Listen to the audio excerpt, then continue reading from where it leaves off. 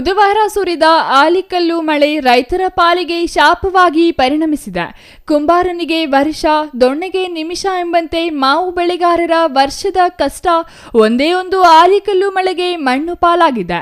ಬೆಳೆ ಹಾನಿಯ ವಿಷಯ ತಿಳಿದು ಕೋಲಾರ ಸಂಸದ ಮಲ್ಲೇಶ್ ಬಾಬು ಹಾಗೂ ಶ್ರೀನಿವಾಸಪುರ ಶಾಸಕ ಜಿಕೆ ವೆಂಕಟಶಿವಾರೆಡ್ಡಿ ಇಂದು ಅಧಿಕಾರಿಗಳ ತಂಡದೊಂದಿಗೆ ಬಾಧಿತ ಪ್ರದೇಶಗಳಿಗೆ ಭೇಟಿ ನೀಡಿ ಪರಿಶೀಲನೆ ನಡೆಸಿದರು. ಕೋಲಾರ ಜಿಲ್ಲೆಯ ಶ್ರೀನಿವಾಸಪುರ ತಾಲೂಕಿನ ಆರಿಕುಂಟೆ, ದೊಡ್ಡಮಲದೊಡ್ಡಿ ಸೇರಿದಂತೆ ಮಳೆಯಿಂದ ಹಾನಿಗೊಳಗಾದ ಹಲವಾರು ಗ್ರಾಮಗಳ ಮಾವಿನ ತೋಟಗಳಿಗೆ ಭೇಟಿ ನೀಡಿ ರೈತರಿಗೆ ಸಾಂತ್ವನ ಹೇಳಿದರು. ನೆಲದ ಮೇಲೆ ಉದುರಿ ಬಿದ್ದಿರುವ ಮಾವಿನ ಕಾಯಿಗಳನ್ನು ಕಂಡು ಸಂಸದರು ಮತ್ತು ಶಾಸಕರು ತೀವ್ರ ವಿಷಾದ ವ್ಯಕ್ತಪಡಿಸಿದರು. ರೈತರ ನೋವಿಗೆ ಸ್ಪಂದಿಸಿದ ಜನಪ್ರತಿನಿಧಿಗಳು ಹಾನಿಯ ಬಗ್ಗೆ ತಕ್ಷಣವೇ ಸಮೀಕ್ಷೆ ನಡೆಸಿ ಸಮಗ್ರ ವರದಿಯನ್ನು ಸಲ್ಲಿಸುವಂತೆ ತೋಟಗಾರಿಕೆ ಇಲಾಖೆ ಅಧಿಕಾರಿಗಳಿಗೆ ಕಟ್ಟುನಿಟ್ಟಿನ ಸೂಚನೆ ನೀಡಿದರು.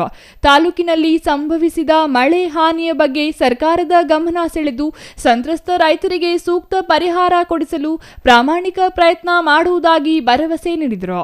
ಮಳೆ ವಿಮೆ ಮಾಡಿಸಿರುವ ರೈತರಿಗೆ ಯಾವುದೇ ವಿಳಂಬವಿಲ್ಲದೆ ವಿಮೆ ಹಣ ತಲುಪಿಸಲು ವಿಮಾ ಕಂಪನಿಗಳ ಅಧಿಕಾರಿಗಳು ತ್ವರಿತಗತಿಯಲ್ಲಿ ಕ್ರಮ ಕೈಗೊಳ್ಳಬೇಕೆಂದು ಸೂಚಿಸಿದರು. ಇರೋರು ಏನೋ ಇನ್ಶೂರೆನ್ಸ್ ಇಲ್ಲದೆ ಇರೋರು ಏನೋ ಅಂತ ಕೊಟ್ಟಿದ್ದೀನಿ, ಹೇಳಿದ್ದೀನಿ ಮಾಹಿತಿ. ರೈತರಿಗೆ ಏನೋ ಪರಿಹಾರ ಕೊಡಿಸೋದೇ ನಮ್ಮ ಆದ್ಯತೆ, ನಮ್ಮ ಮೇನ್ ಉದ್ದೇಶ. ಇವಾಗ ರೈತರಿಗೆ ಎಲ್ಲೋ ಒಂದು ಕೈ ಹಿಡಿಯೋದು ಜನತಾ ಪಾರ್ಟಿ, ಜನತಾದಳ, NDA ಸರ್ಕಾರ ಅಂತ ಒಂದು ಆಲ್ರೆಡಿ ನಿಮ್ಮ ಹೋದ ವರ್ಷ ಸೂಚನೆ ಕೊಟ್ಟಿದ್ದಾರೆ. ಹೋದ ವರ್ಷ ಏನು ಮಾವಿಗೆ 2 ರೂಪಾಯಿ ಬೆಂಬಲ ಬೆಲೆ ಏನು ಕೇಂದ್ರ ಸರ್ಕಾರ ಘೋಷಣೆ ಮಾಡಿತ್ತು, ಅದರಿಂದ ಈ ಸತಿನೂ ಅದೇ ರೀತಿಯಲ್ಲಿ ರಾಜ್ಯ ಸರ್ಕಾರ ಮಾಡಬೇಕು. ಯಾಕಂದರೆ ಇದಕ್ಕೆ ಕೇಂದ್ರ ಸರ್ಕಾರ ಬರಲ್ಲ, ಕೈ ಹಿಡಿಯಲ್ಲ. ಅದಕ್ಕೆ ರಾಜ್ಯ ಸರ್ಕಾರ ಮುಂದೆ ಬಂದು ದಯವಿಟ್ಟು ರೈತರಿಗೆ ಕೈ ಹಿಡಿಬೇಕು ಅಂತ ಒತ್ತಡ ಮಾಡ್ತೀವಿ. ಆದರೆ ಏನು ಅಗ್ರಿಕಲ್ಚರ್ ಡಿಪಾರ್ಟ್ಮೆಂಟ್ ಅವ್ರು ಏನೇನು ಪೇಪರ್ಸ್ ರೆಡಿ ಮಾಡಿ ಕಳಿಸ್ಬೇಕೋ ಅದನ್ನು ಅವರು ಕರೆಕ್ಟಾಗಿ ಮಾಡಿ ಕಳಿಸಿ ಅಂತ ಒಂದು ಆಲ್ರೆಡಿ ಸೂಚನೆ ಕೊಟ್ಟಿದ್ದೀವಿ. ಹಾರ್ಟಿಕಲ್ಚರ್ ಜಾಯಿಂಟ್ ಡೈರೆಕ್ಟ್ರು ಮಾತಾಡಿದ್ದೀನಿ, MLA ಸಾಹೇಬರು ಆಲ್ರೆಡಿ DC ಅವ್ರನ್ನ ಮಾತಾಡಿದ್ದಾರೆ ಬೆಳಿಗ್ಗೆ. ಸೊ ಇಂಥ ನಿಟ್ಟಿನಲ್ಲಿ ನಾವು ಬೆಳಿಗ್ಗೆಯಿಂದ ಕೆಲಸ ಮಾಡಿದ್ದೀವಿ.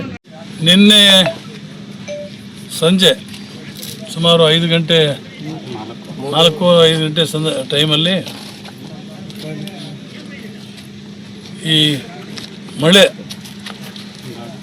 ಗಾಳಿ, ಸುಂಟರ ಗಾಳಿ ಮತ್ತು ಈ ಆಲಿಕಲ್ಲು ಈ ರೀತಿ ಮಳೆ ಬಂದು ನಮ್ಮ ಶ್ರೀನಿವಾಸಪುರದ ಅನೇಕ ಭಾಗಗಳಲ್ಲಿ, ವಿಶೇಷವಾಗಿ ರೋಣೂರು, ಕಸಬಾ ಮತ್ತು ಇತರ ಪ್ರದೇಶಗಳಲ್ಲೂ ಕೂಡ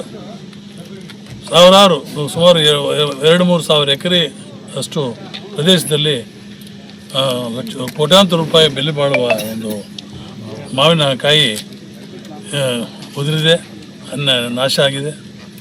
ಸೊ ಇದಕ್ಕೆ ತತ್ಕ್ಷಣ ಇವಾಗ ನಮ್ಮ ಹಾರ್ಟಿಕಲ್ಚರ್ ಆಫೀಸರ್ ಕೂಡ ಇಲ್ಲಿ ಬಂದಿದ್ದಾರೆ. ಬೆಳಗ್ಗೆ ನಾನು ಡೆಪ್ಯೂಟಿ ಕಮಿಷನರು ಮಾತಾಡಿದೆ, ನಮ್ಮ MP ಅವರು ಕೂಡ ನಮ್ಮ ಜೊತೆಯಲ್ಲೇ ಇದ್ದಾರೆ. ಇವಾಗ ಎಲ್ಲ ನಾವು ಕಣ್ಣಾರೆ ನೋಡಿದ್ದೇವೆ. ಸೊ ಅದರಿಂದ ನಾವು ನಮ್ಮ ವಿಶೇಷವಾಗಿ ಸರ್ಕಾರವನ್ನು ಒತ್ತಾಯ ಪಡ್ತೇವೆ. ಅನೇಕ ಜನ ನಮ್ಮ ರೈತರು ಇವತ್ತು ಇನ್ಶೂರೆನ್ಸ್ ಮಾಡಿಲ್ಲ, ಕೆಲವಾರು ಜನ ಅವ್ರಿಗೆ ಗೊತ್ತಿಲ್ಲದನು ಗೊತ್ತಿದೆ ಮಾಡಿಲ್ಲ. ಅಂಥವ್ರಿಗೆಲ್ಲ ಕೂಡ ಇವಾಗ ರಿಪೋರ್ಟು ನಮ್ಮ ಹಾರ್ಟಿಕಲ್ಚರ್ ಆಫೀಸರು ಎಲ್ಲ ಮಾಹಿತಿ ಕಳಿಸ್ತಾರೆ ಈಗ ಸರ್ಕಾರಕ್ಕೆ DC ಮುಖಾಂತರ. ಆದಷ್ಟು ಬೇಗ ಈ ಒಂದು ಪರಿಹಾರವನ್ನು ನಮ್ಮ ರೈತರಿಗೆ ಕೊಡಬೇಕು ಅಂತ ನಾನು ಆಗ್ರಹ ಪಡಿಸ್ತೇನೆ, ಸರ್ಕಾರಕ್ಕೆ ಒತ್ತಾಯ ಪಡಿಸ್ತೇನೆ, ಸರ್ಕಾರವನ್ನು ವಿನಂತಿ ಮಾಡ್ಕೊಳ್ತೇನೆ. ಆರಿಕುಂಟೆ ಗ್ರಾಮದ ರೈತ ನಾಗರಾಜ ರೆಡ್ಡಿ ಮಾವು ಬೆಳೆ ಹಾನಿ ಕುರಿತು ಮಾತನಾಡಿ, ನಿನ್ನೆ ಮಧ್ಯಾಹ್ನ ಸುಮಾರು 3ರಿಂದ 3:30 ಸುಮಾರಿಗೆ ವಿಪರೀತ ಗಾಳಿ ಮತ್ತು ಆಲಿಕಲ್ಲು ಮಳೆಯಾಗಿದೆ. ಅಕಾಲಿಕ ಮಳೆಯಿಂದಾಗಿ ಮರದ ಮೇಲಿದ್ದ ಮಾವಿನ ಕಾಯಿಗಳೆಲ್ಲ ಉದುರಿ ಹೋಗಿವೆ. ಈಗಾಗಲೇ ಇಳುವರಿ 20% 30% ಮಾತ್ರ ಇತ್ತು. ಅದರಲ್ಲಿಯೂ ಈಗ ಮಳೆಯಿಂದಾಗಿ ಭಾರೀ ನಷ್ಟ ಸಂಭವಿಸಿದೆ. ಸಂಬಂಧಪಟ್ಟ ಮೇಲಾಧಿಕಾರಿಗಳು ತಕ್ಷಣ ಸ್ಥಳಕ್ಕೆ ಭೇಟಿ ನೀಡಿ ಬೆಳೆ ಹಾನಿಯನ್ನು ಪರಿಶೀಲಿಸಿ ಸೂಕ್ತ ಪರಿಹಾರ ನೀಡಬೇಕೆಂದು ಅವರು ವಿನಂತಿಸಿದ್ದಾರೆ. ತಾಲೂಕು ಆರಿಕುಂಟೆ ಪಂಚಾಯಿತಿ, ಆರಿಕುಂಟೆ ಗ್ರಾಮ. ನಿನ್ನೆ 3:30 ವಿಪರೀತ ಮಳೆ, ಗಾಳಿ, ಹಲ್ಲುಕಲ್ಲು ಮಳೆ ಜಾಸ್ತಿಯಾಗಿ ಮಾವಿನಕಾಯಿ ಎಲ್ಲ ಉದುರೋಗಿದೆ, ಜಾಸ್ತಿ ನಷ್ಟ ಆಗಿದೆ. ಮೇಲಧಿಕಾರಿಗಳು ಬಂದು ಈ ನಷ್ಟವನ್ನು ನೋಡಿ ಅವರು ಈ ಪರಿಹಾರ ಮಾಡಿಕೊಡ್ಬೇಕಾಗಿ ನಾವು ವಿನಂತಿ ಮಾಡ್ಕೊಳ್ತಾ ಇದ್ದೀವಿ. ನಮ್ಮ ಹೆಸರಣ್ಣ? ನಾಗರಾಜ್ ರೆಡ್ಡಿ ಅಂತ. ಏನಣ್ಣ ಮಳೆ ಮಾವು ಕ್ರಾಪ್ ಚೆನ್ನಾಗಿ ಬಂದಿತ್ತು ಅಣ್ಣ? ಕ್ರಾಪ್ ಇಲ್ಲ ಸರ್, 30% ಕೂಡ ಇಲ್ಲ ಸರ್. ಅದರಲ್ಲಿ ಮಳೆ ಬೇರೆ, ಈ ಅಲ್ಲುಕಲ್ಲು ಮಳೆ ಜಾಸ್ತಿ, ಗಾಳಿ ಜಾಸ್ತಿ, ಎಲ್ಲ ನೋಡು ತುಂಬಿಸ್ಕೊಂಡು ಬರ್ತಾ ಇದ್ದಾರೆ. ಆರಿಕುಂಟೆ ಗ್ರಾಮದ ರೈತ ಲೋಕೇಶ್ ಮಾತನಾಡಿ, ನಿನ್ನೆ ಸಾಯಂಕಾಲ ಸುರಿದ ಅಕಾಲಿಕ ಬಿರುಗಾಳಿ ಮಳೆಗೆ ನಮ್ಮ ಮಾವು ಬೆಳೆಗಳು ಸಂಪೂರ್ಣ ನಾಶವಾಗಿವೆ. ಸುಮಾರು 80% ಹಣ್ಣುಗಳು ಕೆಳಗೆ ಬಿದ್ದು ಹೋಗಿವೆ ಎಂದು ತಿಳಿಸಿದ್ದಾರೆ. ಸಂಜೆ 3 ಗಂಟೆಯ ಸುಮಾರಿಗೆ ಸುರಿದ ಆಲಿಕಲ್ಲು ಮಳೆ ಮತ್ತು ಗಾಳಿಯಿಂದಾಗಿ ಕಾಯಿಗಳು ಮತ್ತು ಮರದ ಕೊಂಬೆಗಳು ಮುರಿದು ಬಿದ್ದಿವೆ. ಈ ಬಾರಿ ಮಾವಿನ ಫಸಲು ಕೇವಲ 20% ಮಾತ್ರ ಬಂದಿತ್ತು. ಈ ಪರಿಸ್ಥಿತಿಯಲ್ಲಿ ಇಂತಹ ಮಳೆ ಸುರಿದಿರುವುದರಿಂದ ರೈತರಿಗೆ ದೊಡ್ಡ ಹೊಡೆತ ನೀಡಿದೆ. ಬೆಳಿಗ್ಗೆಯಿಂದ ಕೂಲಿ ಆಳುಗಳನ್ನು ಬಳಸಿಕೊಂಡು ಕೆಳಗೆ ಬಿದ್ದ ಕಾಯಿಗಳನ್ನು ಎತ್ತುವ ಕೆಲಸ ನಡೆಯುತ್ತಿದ್ದು, ಈಗಾಗಲೇ ಟ್ರ್ಯಾಕ್ಟರ್ ಮತ್ತು ಟೆಂಪೋಗಳಲ್ಲಿ ಲೋಡ್ ಮಾಡಲಾಗುತ್ತಿದೆ. ಕೇವಲ 2 ರೂಪಾಯಿಗೆ ಕೆಜಿ ಕೇಳುತ್ತಿದ್ದಾರೆ. ತುಂಬಾ ನಷ್ಟವಾಗಿದೆ. ಸಂಬಂಧಪಟ್ಟ ಅಧಿಕಾರಿಗಳು ಸ್ಥಳಕ್ಕೆ ಭೇಟಿ ನೀಡಿ ಹಾನಿಯ ಪರಿಶೀಲನೆ ನಡೆಸಿ ಸರ್ಕಾರದಿಂದ ಸೂಕ್ತ ಪರಿಹಾರ ಕೊಡಿಸಬೇಕೆಂದು ವಿನಂತಿಸಿದ್ದಾರೆ. Chandrashekhar, CTV news, Srinivaspur.